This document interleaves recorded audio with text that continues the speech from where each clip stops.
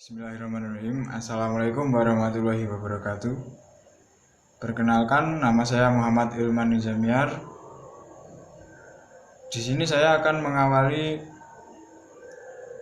presentasi dari kelompok kami mengenai landasan epistemologis dan normatif etika bisnis Islam. Yang pertama adalah mengenai landasan epistemologis etika bisnis Islam. Menurut filosofi etika bisnis Islam, ada 4 landasan yang mendasari epistemologi etika dalam bisnis Islam. Yang pertama adalah unity atau kesatuan. Unity atau kesatuan sebagaimana yang tercermin dalam tauhid yang memadukan aspek keseluruhan Muslim yang meliputi politik, ekonomi, agama, dan sosial. Yang pertama adalah unity atau kesatuan sebagaimana tercermin dalam konsep tauhid memadukan keseluruhan aspek kehidupan Muslim yang meliputi ekonomi, politik, agama, dan sosial. Menjadi suatu homogeneous whole atau keseluruhan homogen serta meningkatkan konsep konsistensi dan sistemik. Merujuk pada unity atau kesatuan, seorang pembisnis hendaknya tidak akan melakukan 3 hal tersebut. Hal yang pertama yaitu mendiskriminasi antar pembisnis lain, dalam artian merugikan pembisnis lain yang telah didiskriminasi.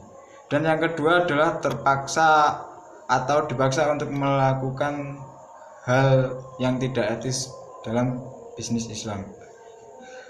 Dan yang ketiga adalah menimbun kekayaan.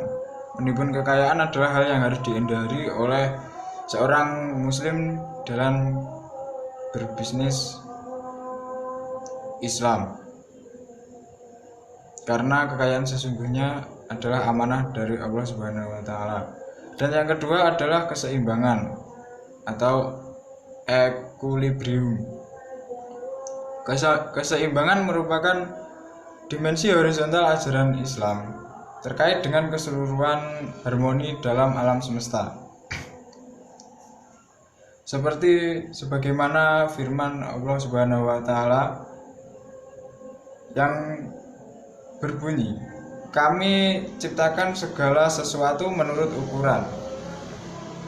Kebutuhan akan keseimbangan atau balance ditekankan oleh Allah Subhanahu wa taala dengan menyebut umat Islam sebagai umatan wasota atau umat yang moderat.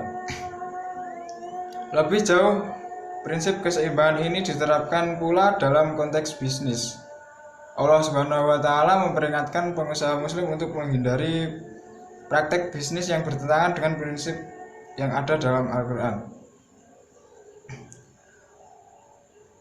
Sebagaimana ditegaskan dalam ayat Al-Qur'an yang artinya, "Dan sempurnakanlah takaran bila kamu menakar, dan timbanglah dengan neraca yang benar.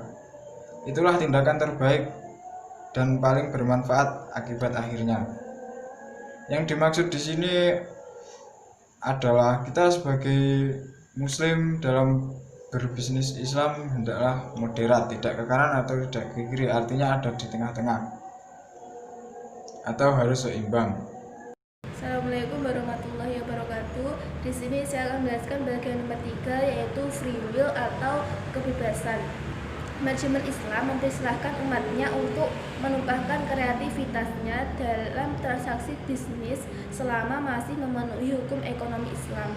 Di dalam konsep kontemporer, etika bisnis yang berkaitan dengan kebebasan disebut dengan relativisme, di mana di dalam sistem ini menekankan kepada tidak adanya kriteria tunggal tetapi universal yang digunakan untuk menilai sebuah tindakan ini etis atau tidak.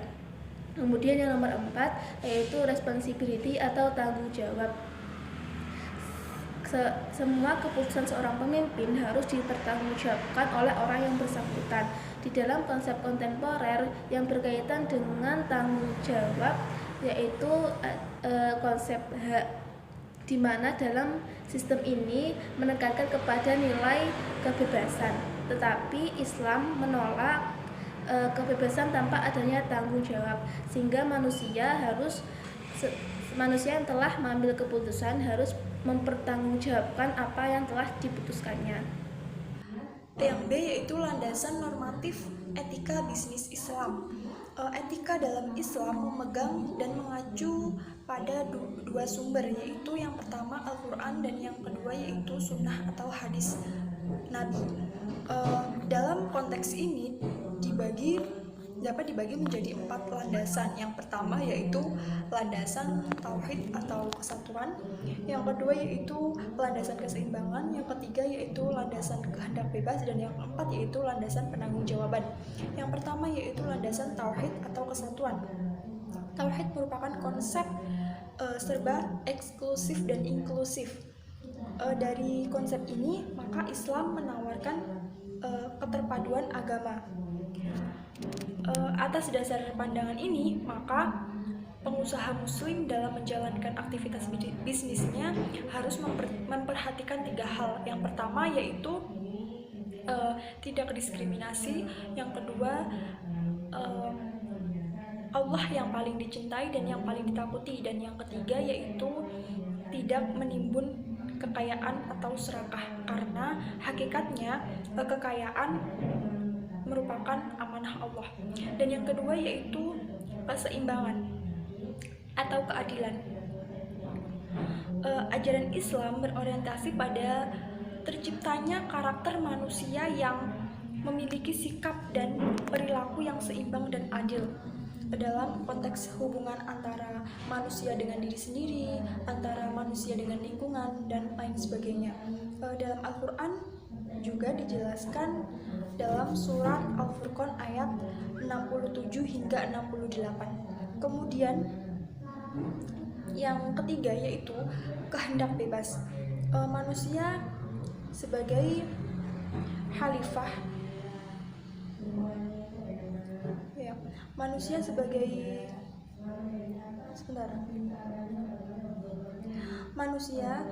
khalifah di muka bumi sampai batas-batas tertentu mempunyai kehendak bebas untuk mengarahkan kehidupannya kepada tujuan yang akan dicapainya. Manusia dianugerahi kehendak bebas atau free will dalam untuk membimbing kehidupannya sebagai khalifahan, dalam mengembangkan kreasi terhadap pilihan-pilihan.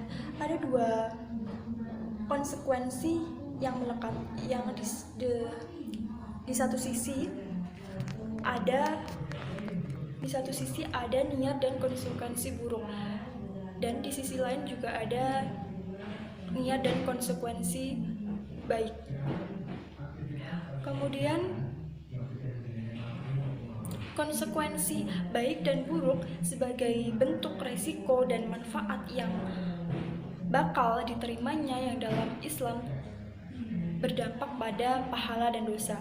Hal ini terdapat dalam Quran Surat An-Nisa ayat 35. Materi selanjutnya akan dilanjutkan oleh teman kami. Di sini saya akan melanjutkan penjelasan dari teman saya mengenai landasan normatif etika bisnis Islam. Yang keempat adalah pertanggungjawaban. Segala kebebasan dalam melakukan bisnis oleh manusia tidak lepas dari pertanggungjawaban tersebut. Pertanggungjawaban tersebut harus diberikan atas aktivitas yang dilakukan sesuai dengan apa yang ada atau apa yang tercantum dalam Al-Quran. Tiap-tiap yang bertanggung jawab atas apa yang telah diperbuatnya. Pertanggungjawaban ini secara mendasar tentu akan mengubah perhitungan ekonomi serta bisnis, karena segala sesuatu harus mengacu pada keadilan. Hal tersebut diimplementasikan dalam 3 hal. Yang pertama yaitu dalam menghitung margin. Keuntungan nilai rupiah itu harus dikaitkan dengan upah minimum yang secara sosial dapat atau bisa diterima oleh masyarakat.